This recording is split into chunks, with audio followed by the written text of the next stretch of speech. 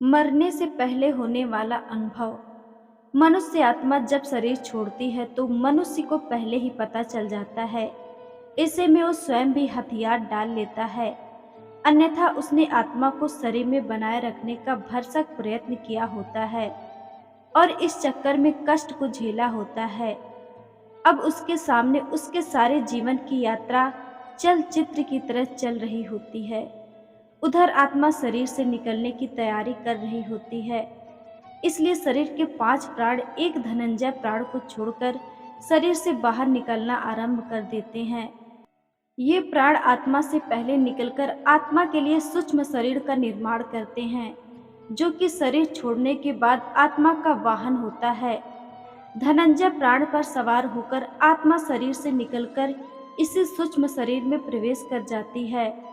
बहरहाल अभी आत्मा शरीर में ही होती है और दूसरे प्राण धीरे धीरे शरीर से बाहर निकल रहे होते हैं कि व्यक्ति को पता चल जाता है।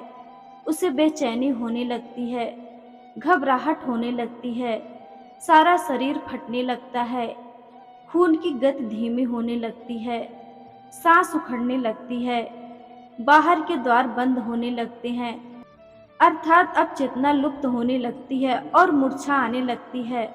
चैतन्य ही आत्मा के होने का संकेत है और जब आत्मा ही शरीर छोड़ने को तैयार है तो चेतना को तो जाना ही है और वो मूर्छित होने लगता है। बुद्धि समाप्त हो जाती है और किसी अनजाने लोक में प्रवेश की अनुभूति होने लगती है। ये चौथा आयाम होता है। फिर मूर्छा आ जाती है और आत्मा एक झटके से किसी भी खुली हुई इंद्र से बाहर निकल जाती है। इसी समय चेहरा विकृत हो जाता है। यही आत्मा के शरीर छोड़ देने का मुख्य चिन्ह होता है। शरीर छोड़ने से पहले केवल कुछ पलों के लिए आत्मा अपनी शक्ति से शरीर को 100% सजीव करती है, ताकि उसके निकलने का मार्ग अवरुद्ध ना रहे, और फिर उसी समय आत्मा निकल जाती है और शरीर खाली मकान की तरह निर्जीव रह जाता है। इससे पहले घर के आसपास कुत्ते बिल्ली के रोने की आवाजें आती हैं। इन पशुओं की आंखें अत्यधिक चमकीली होती हैं, जिससे ये रात के अंधेरे में तो क्या सूक्ष्म शरीरधारी आत्माओं को भी देख लेते हैं।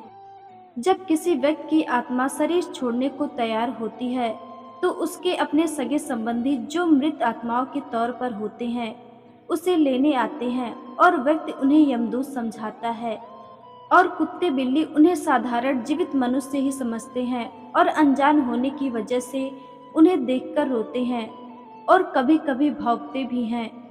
शरीर के 5 प्रकार के प्राण बाहर निकलकर उसी तरह सूक्ष्म शरीर का निर्माण करते हैं, जैसे गर्भ में स्थूल शरीर का निर्माण क्रम से होता है। सूक्ष्म शरीर का निर्माण होते ही आत्मा अपने मूल वाहक धनंजय प्राण के द्वारा बड़े वेग से निकलकर सूक्ष्म शरीर में प्रवेश कर जाती है। आत्मा शरीर के जिस अंग से निकलती है उसे खोखली तोड़ती हुई निकलती है। जो लोग भयंकर पापी होते हैं उनकी आत्मा मूत्र या मल मार्ग से निकलती है। जो पापी भी हैं और पुण्यात्मा भी हैं उनकी आत्मा मुख से निकलती है। जो पापी कम और पुण्यात्मा अधिक है उनकी आत्मा नेत्रों से निकलती है, और जो पूर्ण धर्मनिष्ठ हैं और पुण्यात्मा और योगी पुरुष हैं उनकी आत्मा ब्रह्मरंध्र से निकलती है। अब शरीर से बाहर सूक्ष्म शरीर का निर्माण हुआ रहता है, लेकिन ये सभी का नहीं हुआ रहता। जो लोग अपने जीवन में ही मोह माया से मुक्त हो चुके हैं, योगी पुरुष हैं, उन्हीं के लिए तुरंत सूक्ष्म शरीर का निर्माण हो पाता है। अन्यथा जो लोग मोह माया से ग्रस्त हैं परंतु बुद्धिमान हैं, ज्ञान विज्ञान से अथवा पंडित्य से युक्त हैं, ऐसे लोगों के लिए 10 दिनों में सूक्ष्म शरीर का निर्माण हो पाता है। हिंदू धर्म शास्त्र में 10 गात्र का श्रद्धा और अंतिम दिन मृतक का श्रद्धा करने का विधान इसलिए है कि 10 दिनों में शरीर के 10 अंगों का निर्माण इस विधान से पूर्ण हो जाए और आत्मा को सूक्ष्म शरीर मिल जाए। ऐसे में जब तक 10 गात्र का श्रद्धा पूर्ण नहीं होता और सूक्ष्म शरीर तैयार नहीं हो जाता, आत्मा प्रेत शरीर में निवास करती है। अगर किसी कारणवश ऐसा नहीं हो पाता है तो आत्मा प्रेत योनि में भटकती रहती है। एक और बात, आत्मा के शरीर छोड़ते समय व्यक्ति को पानी की बहुत प्यास लगती है। शरीर से प्राण निकलते समय कंठ सूखने लगता है, हृदय सूख जाता है और इससे नाभि जलने लगती है। लेकिन कंठ अवरुद्ध होने से पानी पिया नहीं जाता और ऐसी ही स्थिति में आत्मा शरीर छोड़ देती है, प्यास अधूरी रह जाती है। इसलिए अंतिम समय में मुख में गंगा जल डालने का विधान है।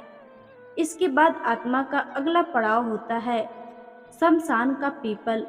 यहाँ आत्मा के लिए यम घंट बंधा होता है जिसमें पानी होता है।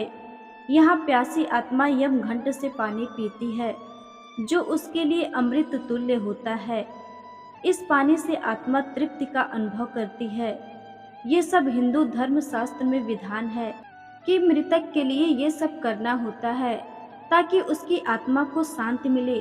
अगर किसी कारणवश मृतक का 10 गात्र का श्रद्धा ना हो सके और उसके लिए पीपल पर यमघंट भी ना बांधा जा सके तो उसकी आत्मा प्रेत योनि में चली जाएगी और फिर कब वहां से उसकी मुक्त होगी ये कहना कठिन होगा।